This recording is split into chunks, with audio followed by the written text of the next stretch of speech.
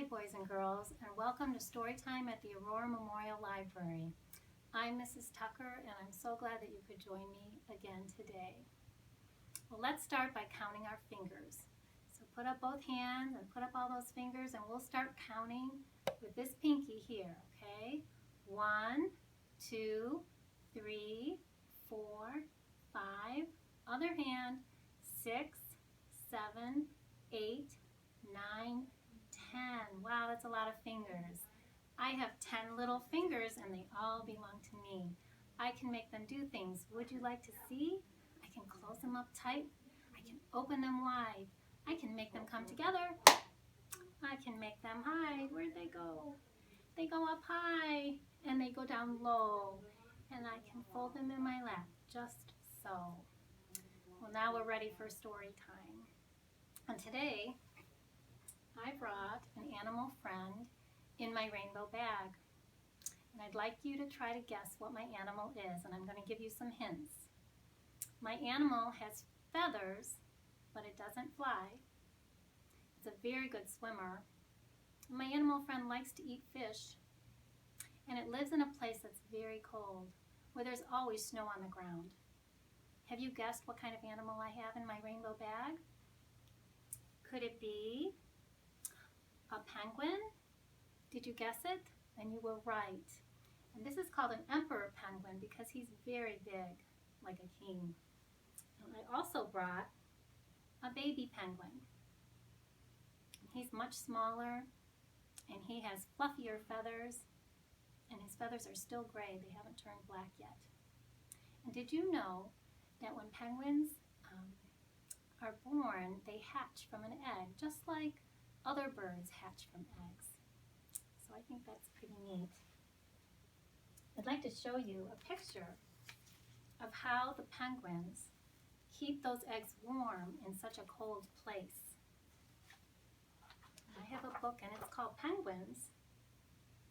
And here's a picture of a daddy penguin. And if you look really close, you'll see that on top of his feet, he has a little egg, and he's keeping it warm with his feathers. Pretty smart, huh? Well, I have a story that I'd like to read to you now. My story is called If You Were a Penguin by Wendell and Florence Minor. And I'm going to move forward so that you can see the pictures.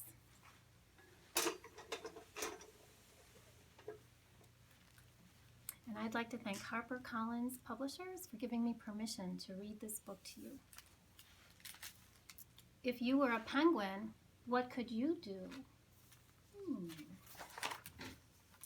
You could fly underwater. You could swim so fast. Or sing a duet. Okay. I wonder what penguins sound like. You could live on land, but get really wet. That looks like fun. You could wear a tuxedo or make funny faces. That's a pretty funny face there. You could go for a swim in warm or cold places. Most of the time they live in cold places. You could live underground or on top of the ice. They live in different places. Penguin pals all around. Make it twice as nice. Oh, they have lots of friends. You could have funny names like Chinstrap and Gen 2. He looks like he has a chin strap, doesn't he? I think so. You could learn to toboggan. Woohoo! He's sliding down the hill on his tummy. You could wear fancy feathers in dry or wet weather. Look at those fancy feathers. You could eat squids and fishes without any dishes. The mommy penguin is feeding the baby. But here's a surprise for me and for you. Penguins do lots of things that you can do too. Can you snuggle like those penguins? I bet you can. Very good. Hey, boys and girls, how about if we pretend that we're penguins? Okay, so sing along with me. Okay, and we're going to start out as an egg, okay? I start out small in an egg so round, lying on the frozen ground.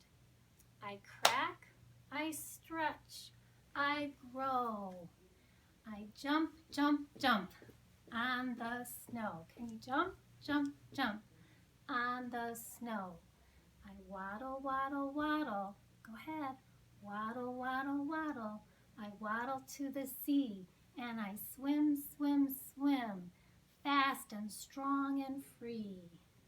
Good job, everybody. Well, I have another story I'd like to share with you. And once again, I'm going to move forward so that you can see the pictures. And my story is called Don't Be Afraid, Little Pip. And it's by Karma Wilson and Jane Chapman. And I'd like to thank Simon Schuster Publishers for giving me permission to read this book to you. Little Pip looked out at the large ocean. There's little Pip. There she is. Today was the day all young penguins were learning how to swim. Pip sighed. The ocean looked awfully dark and deep. She gazed up. The blue sky looked bright and cheerful. I think I'd much rather fly than swim, she thought. I think she's afraid. Flip, flap, Mama and Papa waddled up. It's your big day, Pip, said Papa. Aren't you excited? You are growing up, little one, Mama said with a smile. Soon you will be swimming with all the other youngsters. What fun you will have. Pip frowned. But I'm a bird, and birds fly. She pointed to the seagulls circling above. Mama laughed. Ha, ha, ha. Don't be afraid, little Pip. Penguins don't fly. They swim. That's what makes us special.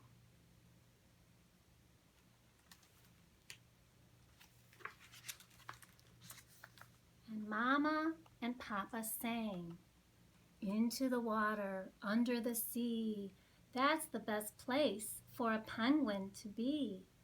Flapping our wings and swishing on by, penguins can swim, so why should we fly? Pip, there she is, did not sing along. She looked up again at the sky. I still want to fly, she whispered.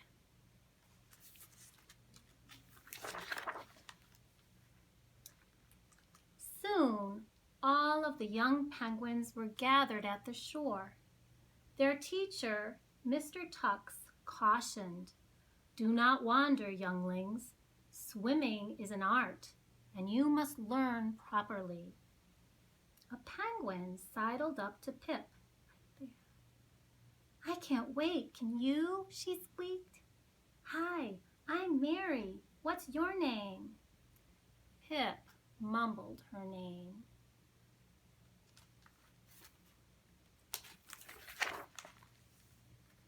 "Hello, Pip," Mary gushed. "Swimming! This will be the best day of our lives. Aren't you excited?" Pip shook her head. "Aren't you a little bit scared? What's under there in the dark?" "Oh, all sorts of wonderful things," said Mary, "like huge octopuses, coral forests, and giant sea plants." Pip shivered. That doesn't help. "We are penguins," said Mary, "and all penguins swim, you know. I'll be right by your side, okay?" "We are birds," said Pip. "Shouldn't birds fly?" Mary laughed. "Oh, not penguin birds, silly." Well, Mr. Tux, there he is, he called out to the penguins, "Line up, one by one. It's time to begin."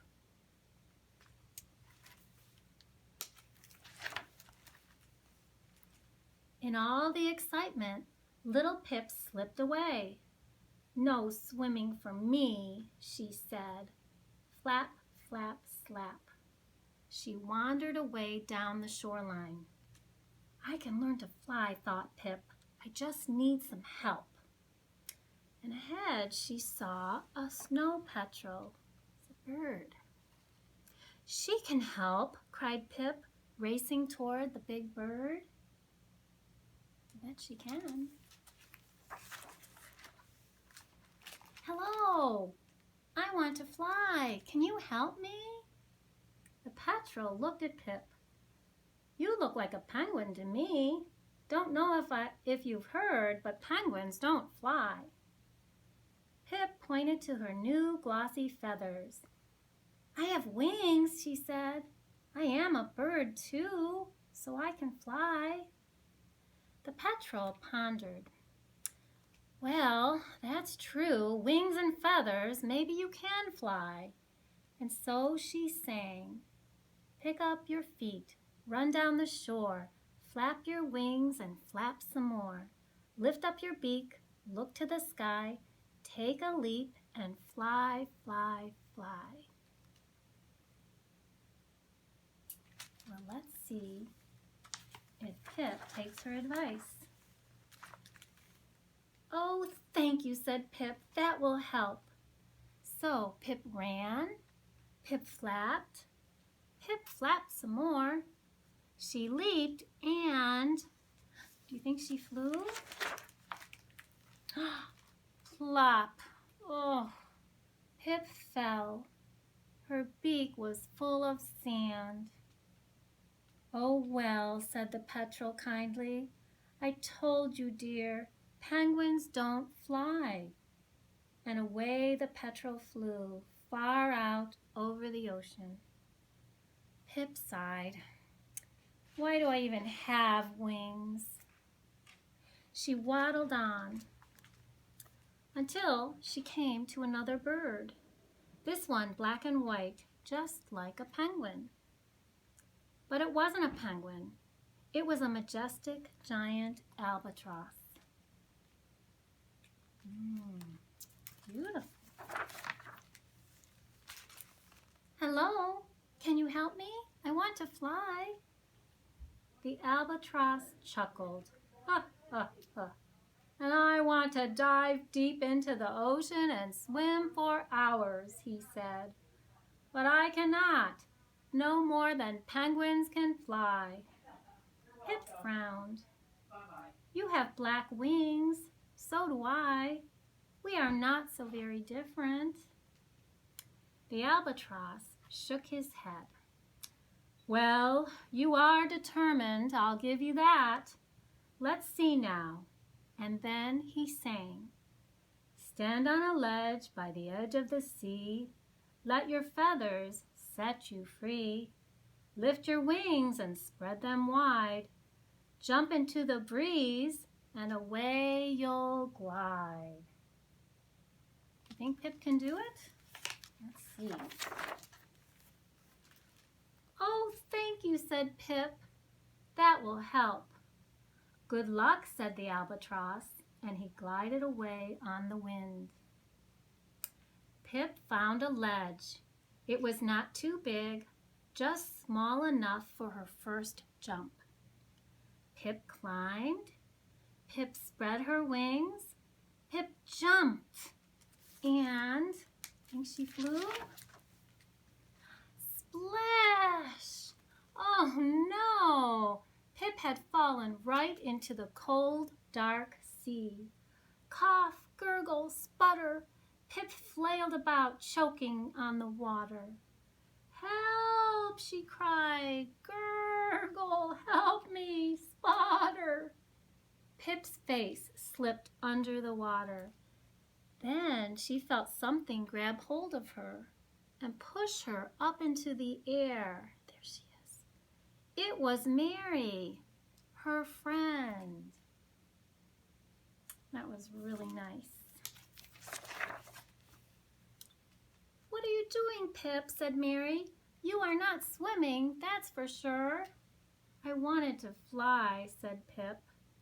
Mary laughed. "Oh, well, you're in the water, so you'd better swim now. I can't keep holding you up like this. So take a deep breath, kick your feet, and flap your wings. It's easy. I'll help you." Mary gave Pip a gentle nudge back into the waves. Here she goes. Pip held her breath. Pip kicked. Pip flapped, and Pip swam. Yay for Pip. And deep under the water and into the dark blue sea went Pip. Whoosh, whish, whee! She swooped past a huge octopus, beautiful coral reefs, and giant sea plants. She saw schools of fish as bright as the rainbow in the sky. Sounds beautiful. Pip came up for air. "Thank you, Mary," she cried. "I'm flying after all. Swimming is flying." Darting and dashing, splishing and splashing through the waves, Pip and Mary swam together all the way back to shore. That was fun. When Mama saw Pip, she smiled, and Papa said, "Little Pip, you can swim." There he is, and there's Mama and Papa. They snuggled together, and then Pip sang this song. "Into the water, under the sea, that's the best place for a penguin to be. Flapping our wings and swishing on by, now I can swim, and now I can fly." And that's the end. Well, thanks for being such good listeners. Have you ever been afraid to try something new? I know I have been. When I was little, I was afraid to learn how to ride a bike. But I saw my sister do it, and I thought, if she can do it, maybe I can do it too. So I tried really hard, and I had to be really brave because I was afraid I was going to get hurt. But eventually, I learned how to ride a bike. So maybe you're afraid sometimes of certain things like riding a bike or even swimming like Pip. But if you just try and you listen to the instructions that your parents are telling you to do, you just might be able to master that thing that you're afraid of. And then you realize it's not as hard as it seems. So I hope you'll do that. Well, now I have a craft that goes along with our penguin story time. So I wanted to show it to you. And it is a picture of a penguin that you can color. Well, first you have to color all the pieces parts. And this is the sheet of paper that you can pick up at the library or download from our website. You color the pieces, you cut them out. You might need a little help on that. And then you glue them together and you can make your very own penguin. And if you want, you can color a background. You can put some birds in the sky if you'd like. You can put some water or some rocks for your penguin. It'd be really fun. So I hope you'll take time to do that. I want to thank you for joining me for Storytime, and I hope to see you soon. Bye-bye.